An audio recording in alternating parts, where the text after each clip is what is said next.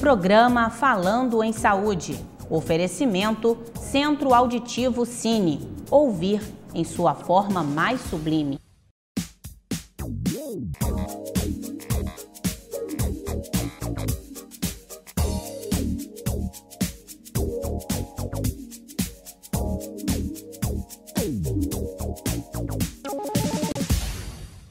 Olá, o programa Falando em Saúde de hoje vai falar sobre a saúde das vias urinárias. Quem vai conversar comigo é o médico urologista, Dr. Edson Orvati.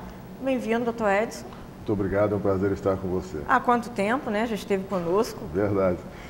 Dr. Edson, eu gostaria que o senhor explicasse para a gente um pouquinho sobre a urologia. Sim. A urologia, ela trata dos rins, da bexiga e da uretra, que é tanto do homem quanto da mulher. E mais a parte sexual do homem, mais a próstata, mais o pênis, mais a bolsa escrotal.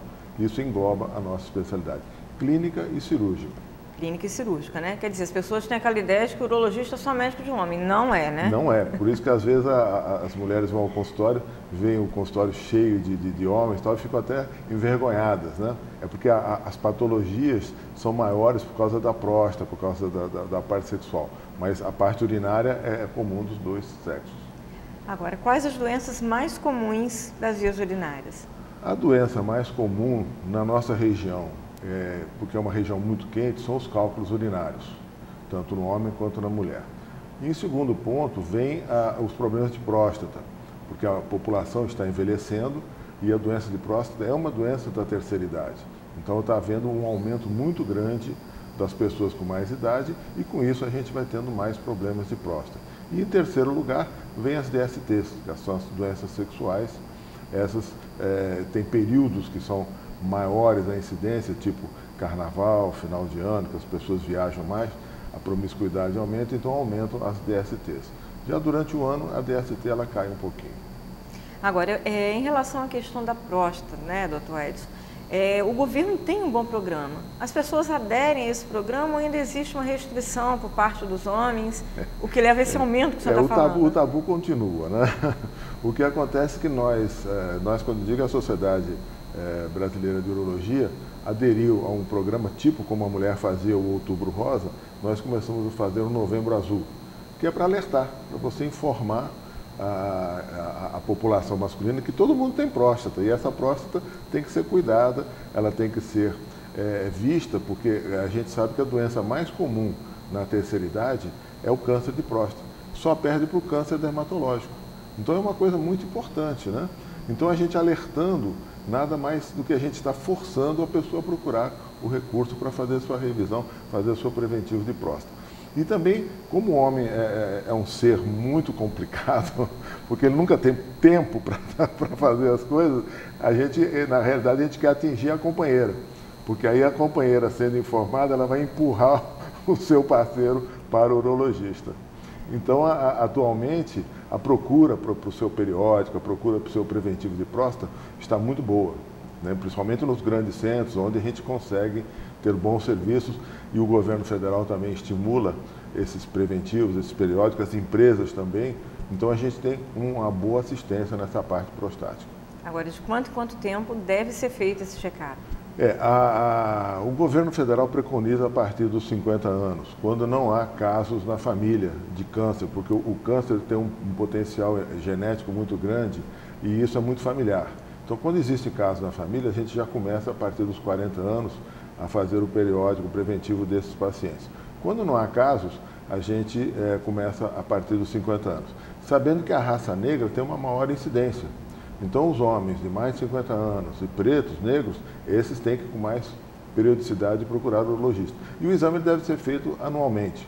Quando existe qualquer outra patologia, a gente diminui esse período, mas anualmente é o suficiente. E isso engloba o exame local, engloba o ultrassom, exame de sangue chamado PSA. Isso tudo dá uma sintomatologia de que se essa próstata tem ou não alguma coisa. Tá? E o bom é a gente alertar o seguinte, que esses exames não fecham o diagnóstico de câncer, eles dão um alerta que tem alguma coisa. O único exame que sela o diagnóstico de câncer é a biópsia de próstata. Isso é importante frisar, porque às vezes a pessoa tem uma ardência urinária, urina no sangue, a pessoa já acha que está com câncer, já começa aquele dilema todo. Então é importante a gente saber que só a biópsia de próstata é que sela o diagnóstico. Ou seja, só a partir do urologista para fazer a clínica, né, que é soberana, vem os exames complementares e aí o senhor tem capacidade profissional de dizer, você vai fazer uma biópsia ou não há necessidade. Por isso que é importante esse preventivo ele ser sequencial, ou seja, ele ser feito todo ano, porque aí as variações que forem aparecendo, eles vão sendo corrigidas aí, vai tendo o seu diagnóstico preciso. Como a mulher sempre faz, a mulher é mais inteligente que o homem, porque desde que ela começa a sua atividade sexual, ela faz o seu preventivo. Já o homem não tem tempo nunca. O que é mais complicado depois, né? Muito complicado. Ele espera sentir para poder procurar. E às vezes aí ele já perdeu o tempo, porque o câncer de próstata na sua fase inicial, ele é 100% curável. Entendeu? E essa fase inicial, a sintomatologia praticamente ela não existe. Entendeu? Então, se a pessoa não fizer um preventivo espontâneo, ele nunca vai saber se ele tem uma doença inicial. Quando ele for sentir a patologia, for sentir qualquer alteração, às vezes a doença já avançou e já não é mais curável. E quais seriam, por exemplo, nessa fase, alguns sinais e sintomas de um câncer de próstata? Todo homem que rompe a idade dos 50, 55 anos, ele vai ter sintomas obstrutivos, porque essa próstata cresce obstruindo a uretra. Então, a partir dessa idade, ele vai tendo alterações urinárias, o jato vai ficando mais fraco, ele passa a urinar mais vezes à noite, passa a urinar com urgência, pode aparecer infecções urinárias. Então, os sintomas são muito genéricos, que não significam nada além de uma obstrução urinária. Aí cabe ao especialista determinar qual é o tipo de obstrução, qual é o tratamento a ser seguido, se é um tratamento medicamentoso, se é um tratamento cirúrgico, né? Ou se isso já tem um início de um câncer. Então, por isso que é importante o preventivo, não esperar aparecer os sintomas, e sim fazer sistematicamente o seu preventivo. Agora, detectado o câncer, doutor Edson, qual o tratamento? A primeira, vindo uma biópsia positiva, o passo seguinte é você estadiar, você saber qual é o grau dessa doença. Se é uma doença localizada, que se ela for localizada, ela pode ser curada ou por cirurgia, ou por radioterapia, ou por braquiterapia. Se for uma doença já avançada, você já não tem mais esse procedimento de cura. Você vai ter um procedimento só de acompanhamento. Aí você só faz a quimioterapia. Então, é importante a pessoa não esperar os sintomas e fazer sistematicamente, na idade, o seu periódico anual. Agora, existe um questionamento dos homens, o medo de fazer a cirurgia de próstata e ficarem impotentes. Isso procede? Procede. O câncer de próstata, ele é uma doença que você tem que fazer uma cirurgia radical. E nessa cirurgia você pode remover o nervo da potência. Então, realmente, em um percentual de 40% a 50%, as pessoas submetidas a cirurgias radicais podem ficar com impotência. Mas a cirurgia comum de próstata, que é essa que a pessoa faz porque está entupido, está obstruído, ou seja, ela por laser, que se opera pelo canal, chamada RTU, ressecção transuretral de próstata, ou uma cirurgia aberta via abdominal, essas cirurgias simplesmente são cirurgias desobstrutivas. Essas cirurgias não lesam a parte neuronal. Então, o que acontece às vezes que a pessoa opera a próstata, e como a pessoa já queria interromper a sua atividade, ele usa a cirurgia como um subterfúgio. Para encerrar. Aí bota a culpa na gente. Não é da próstata nem do urologista, né, doutor Edson? Sem dúvida. Agora, um problema mais comum nas crianças, né, adolescentes, é a questão da fimose, né? Antigamente era muito comum, hoje em dia já é mais detectado precocemente, como que é? Hoje em dia o próprio pediatra ele faz a redução, porque a fimose nada mais é do que você não conseguir expor a cabeça, a glande, né? Ou seja, aquela pele ela é muito redundante, ela é muito comprida ou muito aderida e cobre a glande e você não consegue expor. Então, ali dentro fica acumulado sujeira, de esmegma, que são secreções que a própria glande produz, fica a urina acumulada e irritando a glande. Então, o próprio pediatra já começa a reduzir. Existem hoje uns cremes que você usa e o pediatra vai fazendo a massagem, ensina a mãe a fazer a massagem para você dilatar aquela pele e expor a glande. E isso só funciona nos primeiros meses de idade. Depois que a criança fica maior, já não tem mais condição, porque essa pele vai endurecendo e você não consegue mais dilatar. Aí você tem que fazer a cirurgia, né? Porque é questão de higiene, né? Que a raça judia, ela já faz essa fimose, já faz essa cirurgia como um ato religioso, né? Faz a cirurgia retirando a pele e com isso você tem uma higiene melhor da criança. Agora, existe então uma idade ideal para que essa mãe, esses pais levem essa criança Desde que a criança nasce, o menino nasce, o pediatra tem que ficar atento. E como também tem que ficar atento se os ovinhos estão nos saquinhos ou não, porque às vezes esses ovinhos são migratórios, eles ficam perdidos, vamos dizer assim, no canal e não chegam à bolsa. Então isso é uma observação do pediatra, uma observação da mãe, para a gente ter quanto mais precoce corrigir esses problemas.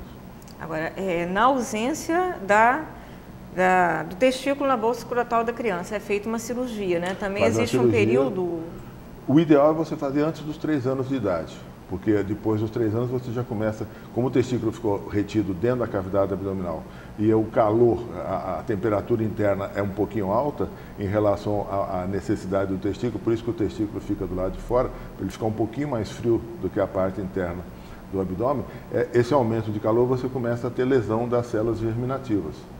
Então, amanhã, depois desse testículo retido, mesmo que ele seja colocado na bolsa, ele vai ser um testículo ou estéril, ou infértil, ou subfértil. Então, é importante você fazer essa cirurgia antes dos 3 anos de idade. Agora, uma vez feita essa correção, não há risco desse testículo voltar a migrar? Não, porque você coloca ele na bolsa e prende. Senão ele volta. Antigamente até era um fio, né? Você ficava botava um fio fixava na coxa, né? Isso aí tudo depende, são técnicas cirúrgicas, né? Para você ter ideia, há anos atrás a gente aguardava até 6 anos. E depois se mudou para 4 anos e atualmente está em 3 anos. Porque os estudos mostram que quanto mais precoce, menor é o fator de lesivo nesse testículo. Ok. Olha, eu vou para o comercial, volto daqui a 1 minuto, mas vou deixar você com uma dica de saúde do Dr. Charbel Puri. Hoje vamos falar um pouco sobre verminoses. As verminoses, elas convivem conosco há milhares de anos e, infelizmente, vão continuar convivendo pelos próximos anos. As verminoses são parasitos que se aproveitam do nosso sistema digestivo, do nosso sistema todos os nossos sistemas corporais para que ele possa se aproveitar dali e ter uma relação de parasitismo, em que ele consome seu alimento a partir de nós humanos. As verminoses, de uma forma geral, elas acometem quaisquer pessoas, sejam crianças, adultos ou idosos, mas ele é mais comum nas crianças. Sintomas de verminoses principais quais são? O desconforto abdominal, uma barriga mais distendida, inchada, uma diarreia, dificuldade de evacuar, fezes com algum conteúdo com sangue, né, amolecidas. Então, quando a gente tem uma suspeita dessa, associado também à questão da higiene corporal, se a gente sabe que o nosso filho costuma ficar brincando na terra, na areia, né, é muito comum que isso possa, esse quadro estar associado à verminose. E aí, existem algumas dicas que são importantes para que a gente evite as verminoses. E essas dicas, obviamente, que a gente vai minimizar as verminoses, mas evitá-las a gente sabe que é muito difícil. Em primeiro lugar, evitar andar descalço. Alguns vermes passam através da gente andar descalço.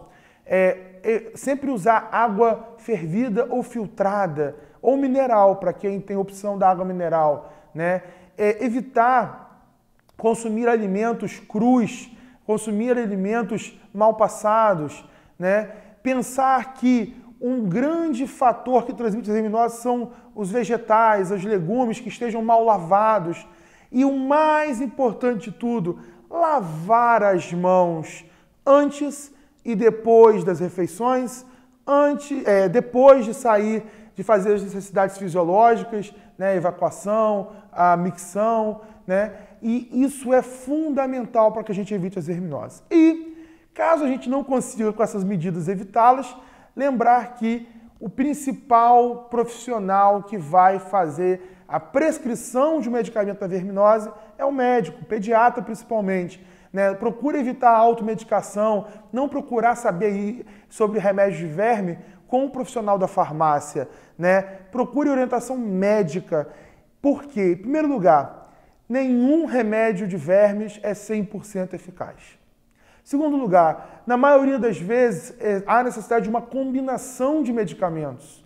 Em terceiro lugar, alguns medicamentos dão reações adversas. Então não há profissional que você possa procurar melhor do que a orientação médica antes que você possa fazer a utilização de um medicamento para verme, que acima de 1 ano de idade a gente pode fazer de 6 em 6 meses, anualmente, isso depende bastante. Uma dica importante é lembrar que isso é uma coisa muito discutida pelos especialistas, no qual eu me insiro, que é a infectologia pediátrica. O exame de fezes, ele não permite que você tenha uma certeza de usar ou não o medicamento contra o verme. Porque de cada 100 exames de fezes, 30% deles vão estar negativos e a pessoa vai estar com vermes. Então, independente do exame de fezes, a gente tem que tomar o remédio, mesmo ele estando sendo negativo, de acordo com o critério clínico, ele é o mais importante.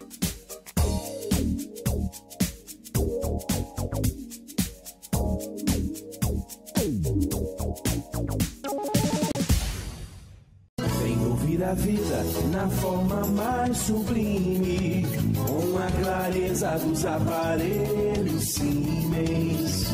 Se você precisa de um aparelho auditivo para melhorar a sua qualidade de vida, procure o Centro Auditivo Cine, Rua 13 de Maio, número 286, Loja 12, Edifício Medical Center, Térreo, Centro, Campos dos Goitacazes. Telefone 22 27 33 0328. E-mail eleonardo@casine.com.br. Siemens é audição com qualidade. Todo dia é dia, todo dia é Dil. Com aquele atendimento que você pediu. Qualidade é na Drogaria Dil. Do dia é dia de Dil. Drogaria Dil. Ultramed Diagnósticos, um completo centro de diagnósticos por imagem, equipamentos com a mais alta tecnologia, busca pela excelência em todos os setores, convênios com os principais planos de saúde. Ultramed Diagnósticos, valores que vão além da imagem.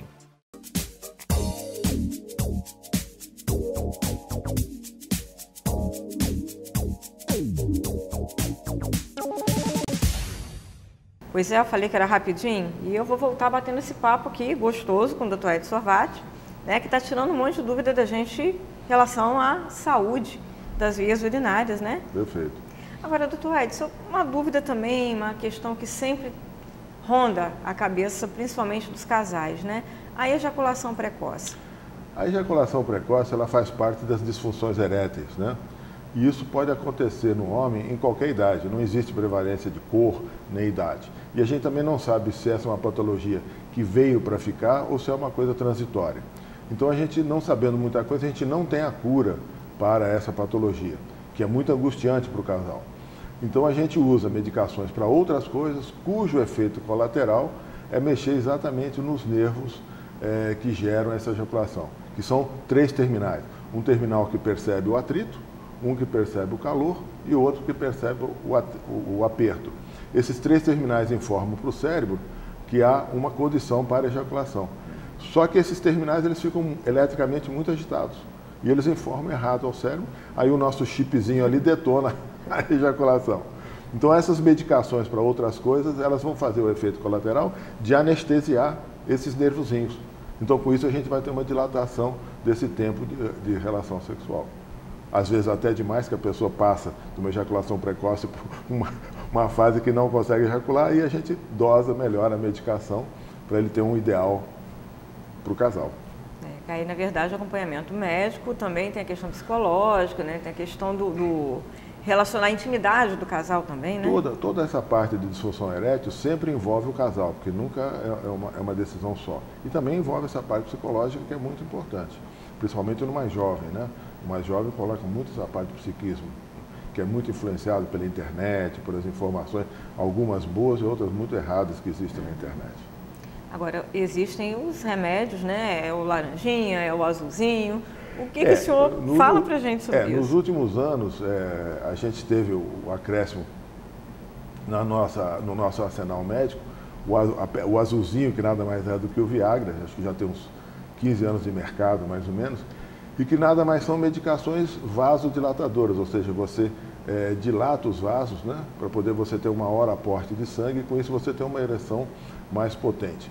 todos eles são iguais. Mudam as moléculas, algumas coisinhas, alguns radicais químicos, e mudam as cores, porque cada laboratório quer que o seu seja conhecido de uma forma exclusiva, né? E a gente tem com isso uma boa medicação para essas disfunções eréteis. Sendo que as pessoas coronariopatas não podem usar essa medicação. Então, quem já fez stent, quem já fez ponte safena, quem toma remédio para as coronárias, esse pessoal não pode usar nenhum deles, né? Nem os orais e nem os injetáveis. Os outros pacientes, mesmo que sejam hipertensivos ou que sejam hipotensivos, esses pacientes não há problema. Somente os coronariopatas que não podem ser beneficiados por essa droga. Agora, é importante que mesmo quem queira fazer o uso desse medicamento, procure o especialista, né? Ele tem que procurar ou o seu cardiologista, saber se ele pode ou não usar, ou procurar o urologista. Nunca procurar o moço do balcão da farmácia, porque é aí que mora o perigo, né? Pois é, então, acontece vezes, os acidentes vasculares, acontece que a né? gente vê, tomou tal remédio e caiu duro, porque ele não era a pessoa indicada para o uso dessa medicação. E a gente tem também as medicações para essas disfunções eréteis, os injetáveis, e quando nada funciona, porque a gente sabe que tem pessoas que têm lesões vasculares importantes, que essas medicações não conseguem vencer os obstáculos, as obstruções venosas. Então a gente parte para a prótese, que é a colocação dos bastões de silicone dentro do pênis, onde você vai fazer uma ereção mecânica, que também é uma solução muito boa. E menos arriscada em relação à questão da medicação. Sim, aí as pessoas que não estão nesse bloco, que possam ser beneficiadas pelas medicações orais, você faz o implante, porque aí é um processo cirúrgico, não envolve a tomada de mais nenhuma medicação. Simplesmente o ato cirúrgico, onde você implanta e o implante é definitivo. Agora, doutor Edson, outra dúvida dos homens, né? Que a gente não pode perder a oportunidade de estar aqui, e falam muito a questão do tamanho do pênis. Esse é um grande problema. Porque todo garoto, quando ele começa a vida sexual, ele vai para o banheiro com a réguazinha e fica medindo. A gente sabe que qualquer pênis de menos de 7 centímetros, quando estiver em ereção, ele é um chamado micropênis. Por quê? Porque no intercurso sexual, ele vai sair da vagina. Então, ele vai ter uma ejaculação sempre externa. Então, esse pênis com menos de 7 centímetros é um pênis ruim. É um pênis que não vai dar uma boa condição sexual para ele. Mas qualquer outro pênis de 7 centímetros para cima, não tem problema nenhum. Então não existe o problema porque ele tem 10, ou tem 12, ou tem 20, ou tem 30, não é tudo igual. Porque o prazer da mulher é no clítoris, que é externo. Então qualquer pênis de mais de 7 centímetros, quando estiver em ereção, é um pênis satisfatório. Agora, não existem tratamentos, como se diz aí, a gente vê às vezes até pela internet, para aumentar o tamanho do pênis? Existe. Internet é uma coisa muito boa, mas existe muita bobagem. Então, existem os aparelhos que eles vendem com as bombas a vácuo. Aquilo é um troço. Existe um outro que você amarra e tem umas roldanazinhas que você todo dia dá uma expandida para ele ir esticando. São coisas medievais, isso aí. Nada disso tem fundamento científico, só fundamento comercial. E existe uma cirurgia que já se tentou e que também está sendo feita só em caráter experimental, onde você tenta rodar uns retalhos de pele para você aumentar, tirar umas gorduras, e você tenta naquela parte pública, ou seja, aquela parte em cima do pênis, você mexer naquela estrutura, mexer nos tendões que existem ali para você ganhar alguma coisa ali, alguns centímetros. Essa é uma cirurgia ainda experimental, mas uma pessoa que tem um pênis com menos de 7, se você ganhar 1 centímetro, ele passa dos 7 e ele passa a ter um pênis razoavelmente funcional. Então é uma cirurgia que ainda está sendo desenvolvida, mas é um alento para esses micropênis. Ok, agora eu gostaria que o senhor explicasse para a gente um pouquinho as infecções urinárias, cistite, que só quem já teve sabe o quanto é ruim, né, doutor? A cistite é uma doença da mulher, né? Por quê? Porque a mulher ela tem uma uretra muito curta, né? A mulher não tem pênis, então a uretra perde aquela parte pendular e ela fica simplesmente com 1,8 centímetro a 2 centímetros de tamanho só. E essa uretra fica envolvida pelos lábios da vagina, numa região que a gente chama de períneo, onde você tem um ânus e uma vagina, tudo no mesmo plano. Então o períneo da mulher, por mais cuidado que ela tenha, por mais higiene que ela tenha, sempre vai ser um períneo contaminado, né? E a relação que a mulher sexual que a mulher tem é uma relação de penetração. Então você sempre está introduzindo alguma coisa de fora para aquele ambiente. Então a gente sempre espera que toda mulher faça uma vez por ano uma infecção urinária. Por quê? Porque o germe consegue migrar pela uretra, que é uma uretra curtinha, cair na bexiga e fazer a infecção. Ora, a pele, a mucosa da bexiga, ela é muito delicada. Se eu coloco um germe lá, o germe me abre um buraco. Nesse buraco, o xixi é ácido. O xixi cai nesse buraco. Então, a cistite que as mulheres sentem, nada mais é do que a sua própria urina queimando a sua própria pele. E dá essas complicações todas, urina sangue, arde, passa mal, né? Então, é um problema de infecção muito comum, tá? E tem que ser tratado. E não tratado só a parte urinária, você tem que fazer a revisão da parte ginecológica, você tem que mudar o hábito alimentar, você tem que mudar o hábito de higiene, né? Tudo isso para você conseguir cercar mais essa penetração desse germe. A infecção urinária de cistite do homem não existe, porque o pênis não deixa, é muito longo para esse germe chegar. Mas existem infecções urinárias, como em qualquer organismo, geradas por cálculo, por germes que migraram por infecções de garganta, tudo isso que é igual. Mas a cistite é mais da mulher. E é terrível, né? Não sei, nunca tive. Graças a Deus. Já tratei muito, mas nunca tive. Agora, em relação aos cálculos renais, também é outro problema sério e enjoado, né, doutor Edson? Cálculo renal é o seguinte, ele basicamente, na nossa região, que é uma região muito quente, se associa a um fator genético, onde a pessoa tem uma alteração renal, que a pessoa tem uma eliminação mais de areia, esse é o primeiro fator. Segundo fator, o fator alimentar, onde a pessoa ingere um monte de substâncias que tem muito cálcio ou muitos fosfatos, e a região quente e a pouca ingesta de líquido. Então você tem um fator genético, você se alimenta mal, toma pouca água e numa cidade quente. A bomba está armada. Agora, pode-se ter o cálculo sem ter sintoma e de repente, do nada... Exatamente, porque os cálculos eles não se formam de hoje para amanhã. São pequenos grãos de areia que vão se juntando. Por isso que a ingesta de líquido é importantíssima, porque se você tem uma areiazinha, você tem um grãozinho de areia, se você toma muito líquido, você empurra ele para fora, ele não vai crescer, né? E o rim, ele tem uma parte, o rim é como se fosse um pãozinho, né? Onde a drenagem do rim é feita pelo meio. Então você tem uma parte inferior que tudo que é pesado deposita. Então você sempre pode ter um acúmulo de lodo, de sujeira, de areia naquela parte inferior, que com pouco líquido ele vai se cristalizar e vai se unir e vai formar o seu cálculo. Ele dentro do rim, praticamente ele é assintomático. Só quando ele começa a migrar que ele começa a dar dor. Por quê? Porque às vezes ele tem um tamanho, que o que drena o rim é um canalzinho chamado ureter, e ele tem 9 milímetros. Então se você tiver um cálculozinho que se formou lá com 7, 8 milímetros, ele vai passar num de 9... Está feita a briga. E às vezes não sai. Às vezes encalha, vamos dizer assim, ele adere à mucosa, ele entope, aí tem que fazer aquela cirurgia de urgência, tudo isso, porque aí o rim não tem como drenar, o rim dilata e você tem um processo agudo e grave, né? Então você tem que intervir com urgência. E esse cálculo ficando preso, né? Pode acontecer, desencadear algum outro tipo de doença? Você pode até perder o rim, porque esse rim vai ficando sem função. Ele vai dilatando, ele vai sendo estragado, né? E você pode perder o rim. Ele pode gerar uma infecção violenta e você morrer dessa infecção. Então, esses cálculos, eles geralmente são perigosos, você tem que intervir, por isso que são cirurgias de urgência. Às vezes a pessoa teve uma dor, passou mal 2, 3 dias e nunca mais procurou um recurso.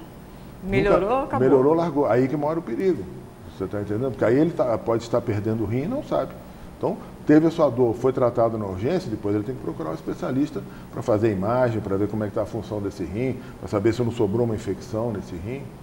É muito importante isso. Às vezes também se elimina uma fraçãozinha de um cálculo, mas tem mais. Mas tem outra, às vezes não gerou só um, você tem outros, né? É muito comum, a pessoa teve uma dor de um lado, você faz o exame, ele tem também do outro. Que presente de grego, né? Agora, uma vez tratado esse cálculo, doutor Edson, pode voltar? Pode voltar, porque como eu te falei, ele tem um fator genético. Então o importante de tudo é a pessoa procurar um especialista, saber qual é o tipo de dieta que essa pessoa tem que fazer e ingerir líquidos. A gente não pode esquecer, nós estamos numa cidade muito quente e a gente sua muito, a gente perde muito líquido. Então você tem que repor. Quando a gente fala assim para o paciente, você tem que tomar 2 litros por dia, ele pensa que ele vai morrer afogado. Na verdade não é nada, ainda mais no calorão. Não é nada, porque se você dividir durante o dia, isso passa desapercebido. É só questão de falta de hábito. Porque às vezes trabalha no ar-condicionado, não sente sede, as pessoas de mais idade não têm sede. Então você tem que alertar, você tem que exigir, tem que pedir que ele marque por volume, para ter certeza que ele tomou. Entendeu? E com isso você consegue digamos assim, minimizar o problema desse cálculo. Mata a sede e tenta... E bota as suas arinhas para fora. Eliminar os cálculos, né? Doutor Edson, muito obrigado. Eu que agradeço a você, né? Foi um prazer. Seja novamente. Seja bem-vindo outras vezes, tem muita coisa ainda para a gente conversar. Né? E você que está em casa, espero que tenha gostado do nosso bate-papo aqui hoje no programa Falando de Saúde. E meu e-mail está à sua disposição, marciatbarcelos@gmail.com. Passa também lá no meu blog, porque depois a entrevista do Dr. Edson também vai estar lá, é o blog de marciabarcelos.blogspot.com. E não se esqueça, a gente se vê.